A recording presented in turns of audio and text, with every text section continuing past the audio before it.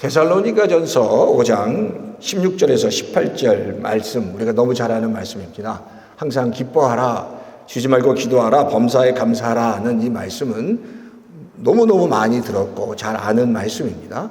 근데 잘 아는 말씀이지만 다시 한번 이 말씀에서 하나님께서 주시는 그 의미와 뜻과 우리의 삶에 어떻게 적용해야 되는지 같이 살펴보면 좋겠습니다. 제가 늘 이스라엘 백성들과 신약의 교회에 대해서 많이 말씀을 드립니다. 사실 신약 교회들, 바울이 세운 교회든지 예루살렘 교회든지 각각의 교회들은 그 특징들이 있습니다. 그런데 각각 특징 중에 바울이 선교한 교회 중에 가장 강력한 핍박을 받았던 교회가 어디냐라고 하면 바로 데살로니가 교회입니다. 데살로니가 교회는 2차 전도 여행 때 바울이 선교하고 교회를 세웠는데 3주 동안만 복음을 전했습니다. 더 이상 워낙 핍박이 심해서 3주 이상 그곳에 머물지 못했다라는 겁니다. 우리가 잘 아는 예배소 교회에 제가 말씀드렸죠. 굉장히 많은 주술사와 마술사와 강력한 영적 전쟁이 있었던 에베소 교회도 결국 바울이 그곳에서 3년 동안 복음을 전할 수 있었습니다. 그러니까 그렇게 강력해도 바울이 했던 아주 음댕이를 붙이고 3년 동안이나 복음을 전했고, 그리고 고린도 교회처럼 아주 세속적인 교회도 1년 6개월 정도 복음을 전했습니다. 그런데 이 데살로니가 교회는 3주를 버티지 못할 정도로 극심한 핍박이 바울과 그 일행들에게 있었다라고 성경은 말씀하고 있습니다. 그래서 데살로니가 교회에서 복음을 전하다가 나중에 베레아 지역으로 가게 되고 그 다음에 이제 고린도로 가게 됩니다. 자, 그런 과정을 통해서 딱 3주 동안만 복음을 전했는데, 그리고 나서 이제 베레아로 그 선교 일행들이 떠나고 이제 고린도 지역으로 내려왔는데, 바울이 가지고 있는 질문 그리고 고민이 하나 있었습니다. 그게 뭐냐면 3주 동안 아주 인텐시브하게 복음을 전했던 이 데살로니가 지역에 과연 전해진 그 복음의 씨앗들이 생겼을까? 그래서 열매가 조금이라도 맺혀졌을까에 대한 질문이 생겼다는 겁니다. 바울은 이 복음과 그리고 이 구원에 관한 하나님의 자녀에 대한 이런 열정이 있었기 때문에 3주 동안 복음을 전했는데 그들이 그 말씀을 들을 때 굉장히 잘 받아들였던 것 같아요. 그래서 과연 그들의 열매가 있을까라는 질문을 던진 겁니다.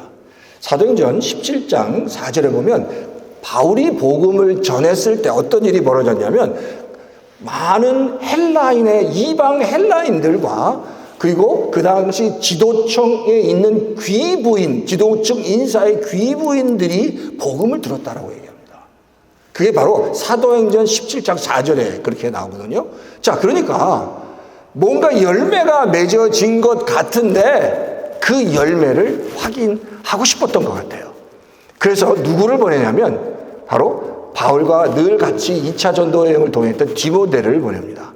그래서 디모데에게 한번 네가 다시 데살로니가에 가서 과연 우리가 전했던 그 복음을 듣고 열매가 맺어졌는지 확인해 보라고 말씀하고 있는 거예요.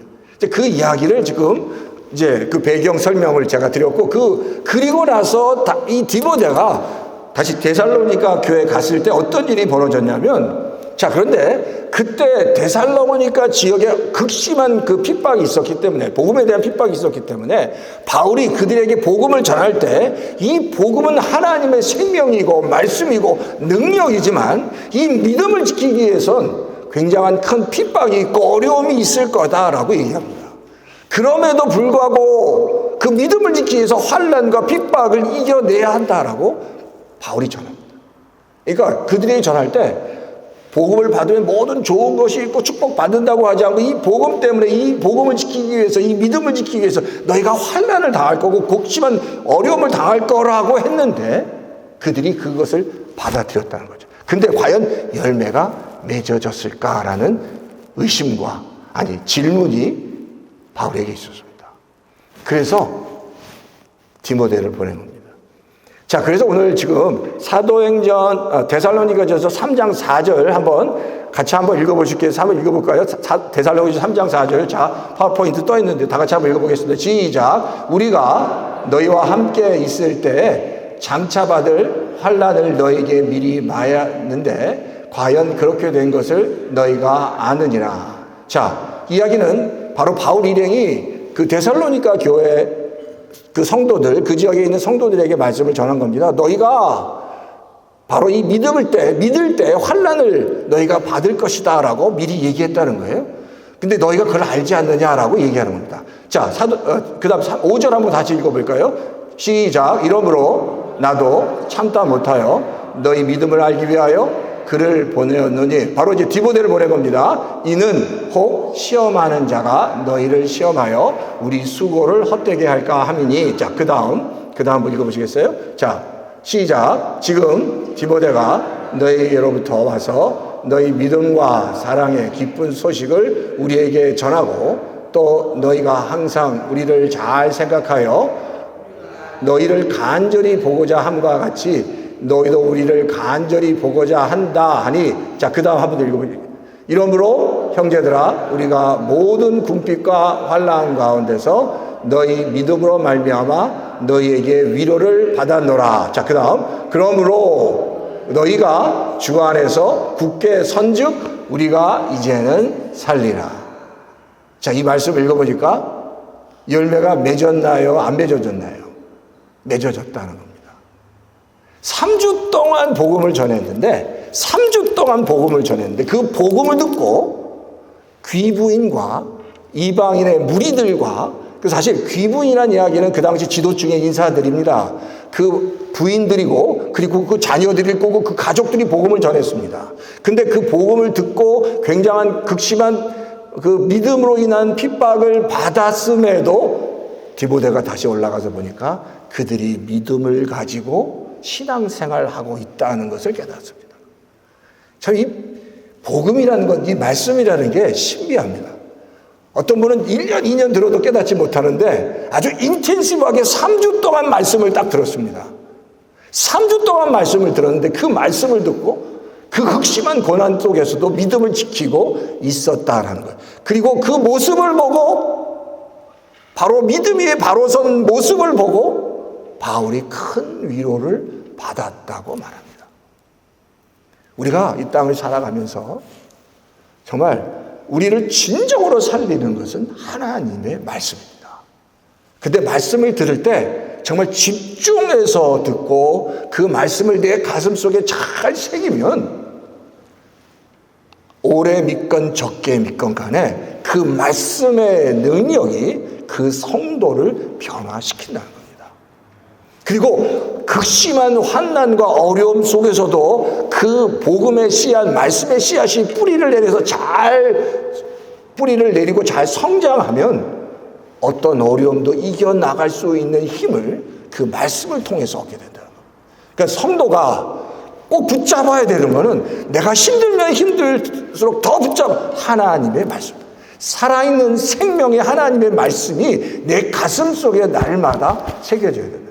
그래서 제가 매일 아침마다 제가 보내드리는 그 말씀도 저도 그 말씀을 보내면서 한 번 읽고 두 번 읽고 묵상을 합니다. 그리고 그 말씀을 가지고 다시 한번 머릿속에 한번 떠올립니다. 그렇게 하나님의 말씀을 날마다 내 머릿속에 떠올리고 그 말씀을 붙잡고 잠시라도 기도하고 말씀을 의지하는 성도 가운데 하나님께서 놀랍게 역사해 주신다라는 겁니다. 자, 그러니까 근데 이 데살로니가 성도들이 얼마나 말씀을 붙잡았는지 그 증거를 또 데살로니가전서 2장 13절에 말씀하고 있는데 이것도 한번 다 같이 한번 읽어볼까요? 시작. 너희가 우리에게 들은 바 하나님의 말씀을 받을 때 사람의 말로 받지 아니하고 하나님의 말씀으로 받음이 진실로 그도하다. 데살로니가 교회 성도가 단 3주 동안 말씀을 들었음에도 불구하고 그들이 그 말씀을 통해서 큰 힘과 위로를 받을 수 있는 것은 바울이 전한 말씀을 받을 때 그냥 사람이 전한 말씀이구나 생각한 게 아니라 이건 하나님이 주시는 말씀이구나 라는 사실로 생각하고 붙잡았다는 겁니다.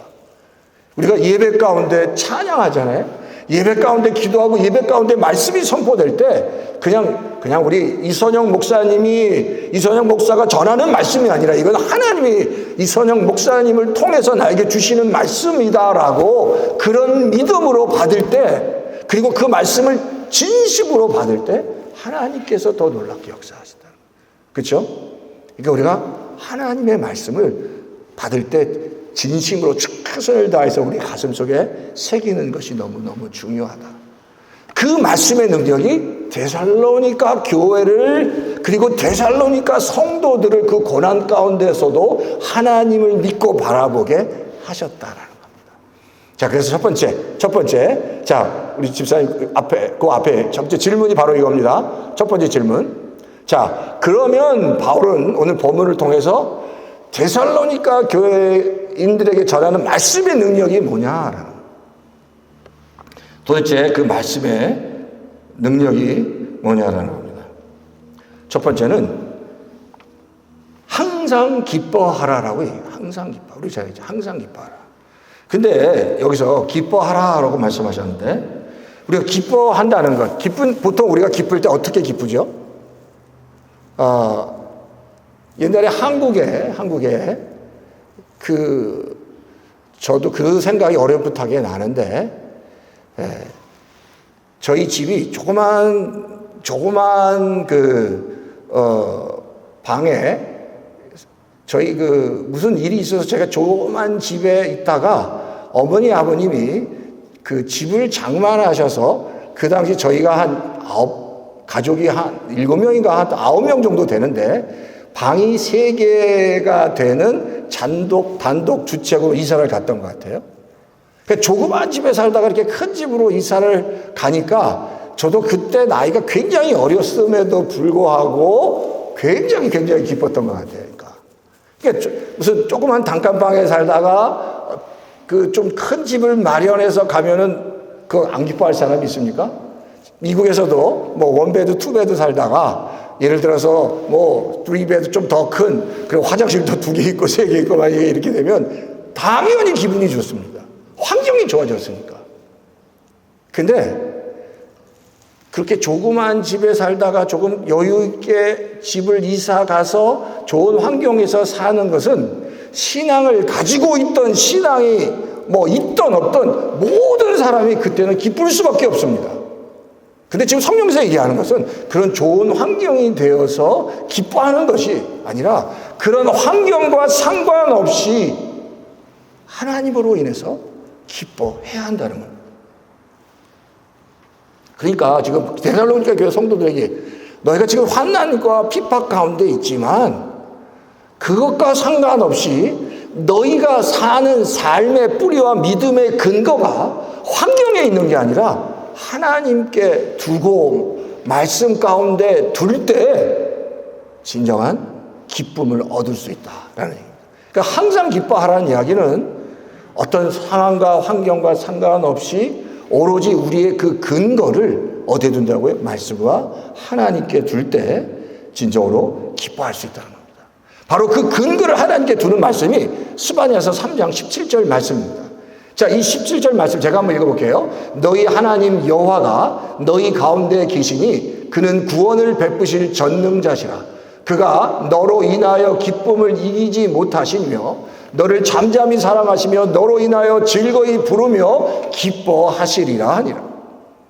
자, 이 말씀이, 자, 한번 더 보여주시겠어요? 자, 그 스바냐서 다시 한번 보여주시겠어요? 너의 하나님 여호와가 우리 가운데 계신다는 겁니다. 그리고 그분은 우리를 위해서 구원을 베푸시는 구원자이시고 우리를 보실 때 너무 기뻐하시고 그리고 그 기쁨을 이기지 못할 정도로 우리를 사랑하신다.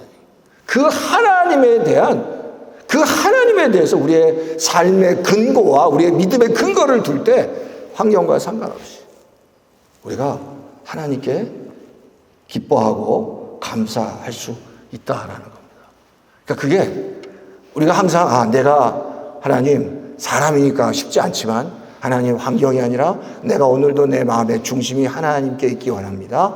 말씀에 있기 원합니다. 라고 기도하며 나가는 우리 성도님 다 되시기를 주의 이름으로 축원합니다. 자, 그런데 그렇게 살았던 성도가 바로 룻이라는, 우리 지난번에 한번 말씀드렸죠? 룻이라는 여인입니다. 자, 룻의 가족을 보면 엘리멜렉이라는 시아버지가 있었고 나옴이라는 시어머니가 있었습니다. 근데 시아버지도 죽고 남편도 다 죽었습니다. 집안의 모든 남자가 죽었습니다.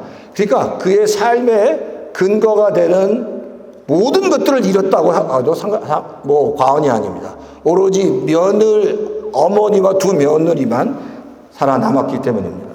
그런데 보세요. 그럼에도 불구하고 하나님이 룻의 그 인생에 놀랍게 축복한 이유가 룻기 1장 16절에 나타난 룻의 고백이다라는 겁니다.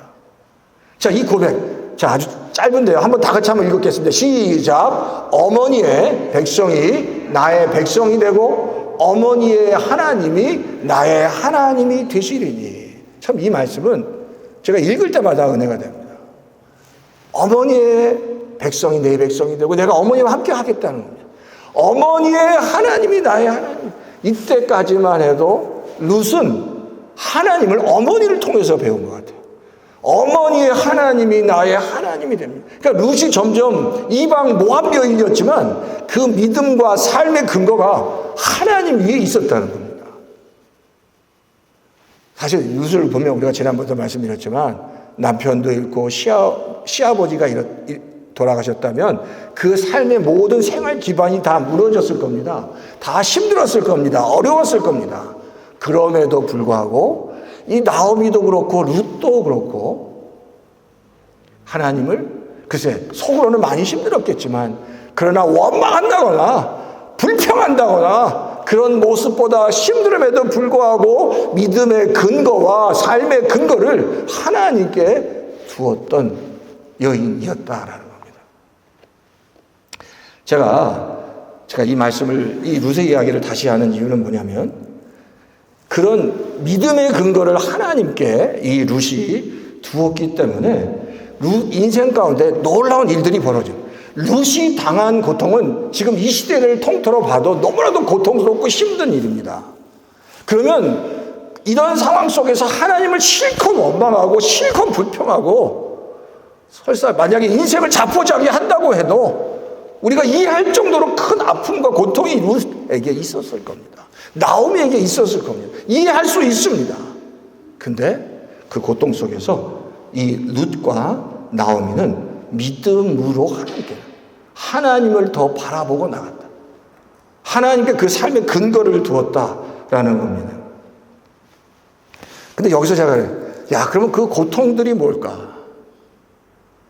그 고통 가운데서 하나님께 삶의 근거를 두니까 우리가 너무 잘 아시죠? 너무 잘 알아요. 룻이 어떻게 되죠? 룻이? 그 다음에 어떤 일이 벌어지죠? 시어머니와 베들레헴으로 돌아갔을 때 상상할 수 없는 이 베들레헴에서 가장 유력한 보아스라는 남자를 만나서 결혼합니다. 그리고 룻이 나중에 누가 되냐면 그 앞으로 올 다윗 왕의 할머니가 됩니다. 그러니까 제가 이렇게 돌려서 그러니까 그 고난과 고통을 다 이겼더니 그 이후에 더 감당할 수 없는 하나님의 복을 하나님께서 주셨다는 거예요.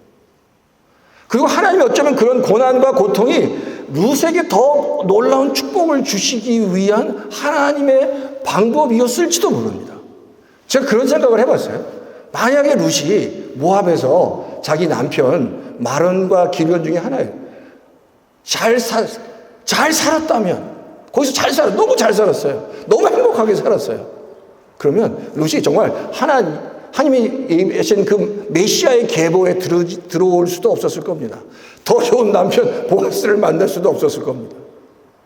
뭔가 고난이 있었는데 그걸 참 믿음으로 극복하니까 더 놀라운 복을 하나님이 주셨다는 거죠.